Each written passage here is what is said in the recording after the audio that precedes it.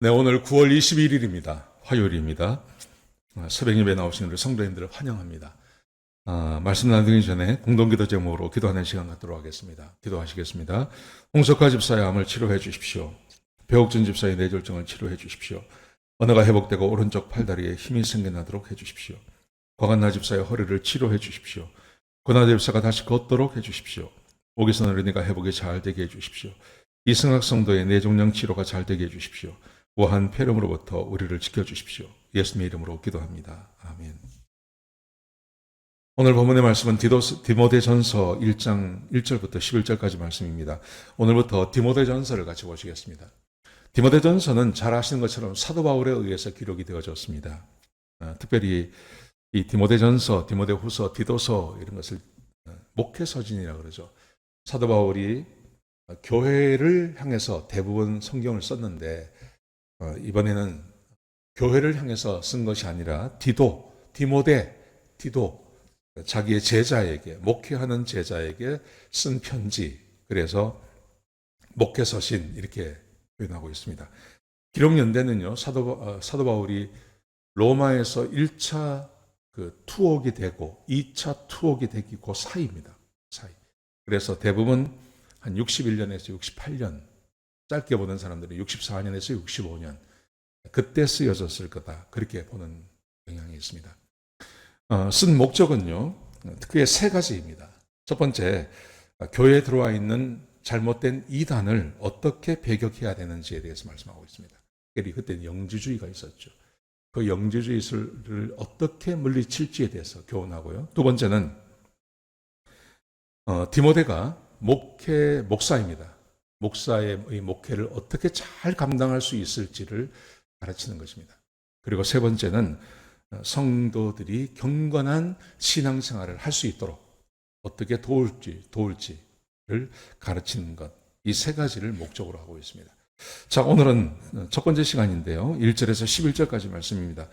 1절, 2절, 3절까지 말씀 보시면 사도 바울의 책이 늘 그렇지만 처음에는 인사하는 게 나오죠. 자기는 하나님께서 선택하신 하나님의 사도다. 이런 걸 하고, 그리고 누구에게 편지한다. 이렇게 말합니다. 디모데에게 편지한다. 그렇게 말을 하죠. 그러면서 사도 바울이 바로 본문으로 들어갑니다. 바로 자기의 목적으로 들어가는데, 사도 바울이 디모데에게 내가 왜 에베소에 머물게 했는지 아느냐. 그러면서 디모데가 목회를 하는 목적을 이야기합니다. 너가 어떤 목적을 가지고 무엇을 위해서 목회해야 되는지 아느냐. 이걸 먼저 이야기합니다. 자, 여러분, 우리가 신앙생활 하는 데 있어서 목적이 있죠. 그 목적이 뭘까요? 여러분, 한 사람 한 사람은 신앙생활 하는 목적이 있을 것입니다. 내가 교회 출석하고 또 내가 교회에서 기대하는 것, 그리고 내가 신앙생활 하면서 내가 어떻게 신앙생활을 했으면 좋겠다 하는 개인의 기대를 다 가지고 계실 것입니다. 그 기대가 뭡니까? 오늘 사도 바울이 디모데에게 너가 이런 목적을 가지고 목회를 하라. 다른 말로 하면 교인들을 이렇게 가르쳐야 한다. 이런 사람이 되게 해야 한다 하는 그 목적을 말하고 있습니다. 그게 뭘까요? 자, 보세요. 3절에 보시면 이렇게 말합니다. 다른 교훈을 가르치지 마라. 다른 교훈이라는 것은 신하와 끝없는 족보에 몰두하지 말게 하라. 신하와 끝없는 족보, 유대의 족보를 말하는 거죠. 나는 유대인이야. 우리 아버지는 누구고, 우리 할아버지는 누구고, 막 이런 거 있지 않습니까? 나는 베냐민 집하고, 나는 유다 집하고, 서로 이렇게 말하는 것.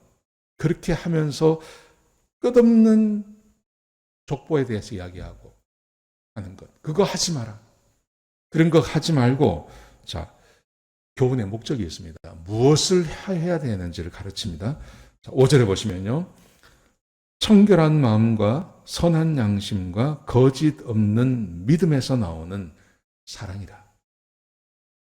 내가 너에게 신앙생활을 하게 하는, 내가 너에게 목사로서 한 교회를 담임할 때 네가 해야 할 일이 있는데, 그것은 교인들로 하여금 정결한 마음에서 나오는 사랑, 선한 양심에서 나오는 사랑, 거짓이 없는 믿음에서 나오는 사랑을 행하는 사람이 되게 하라. 그렇게 말합니다. 다른 것에 있지 않고 신앙생활의 끝.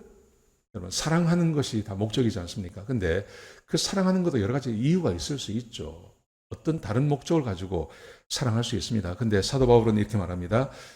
청결한 마음, 같은 말이죠. 선한 양심, 거짓이 없는 믿음. 이 세 가지는 같은 겁니다. 청결한 마음이 거짓이 없는 믿음이고요. 선한 양심이죠.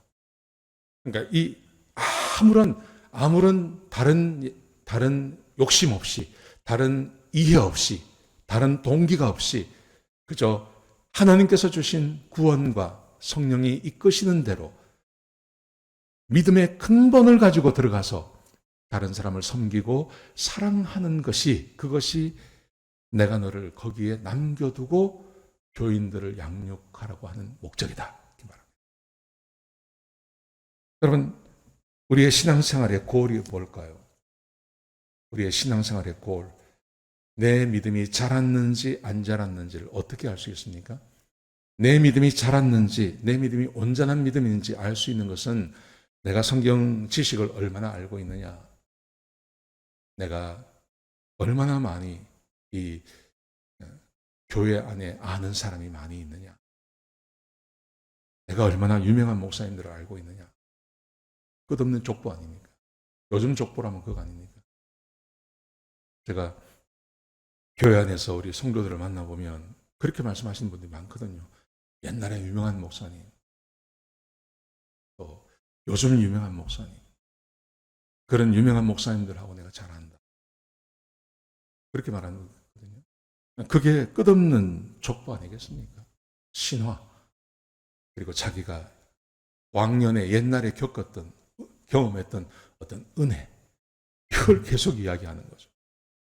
근데 사도 바울이 이렇게 말합니다. 그렇게 하는 것은, 거기에 몰두하는 것은 믿음 안에서 하나님의 경륜을 하나도 이루지 못한다. 하나님이 일하시는 역사를 하나도 이루지 못한다. 족보가 좋은 게 그게 무슨 상관이 있느냐. 옛날에 내가 겪었던 그 놀라운 은혜, 그게 지금 무슨 상관이 있느냐.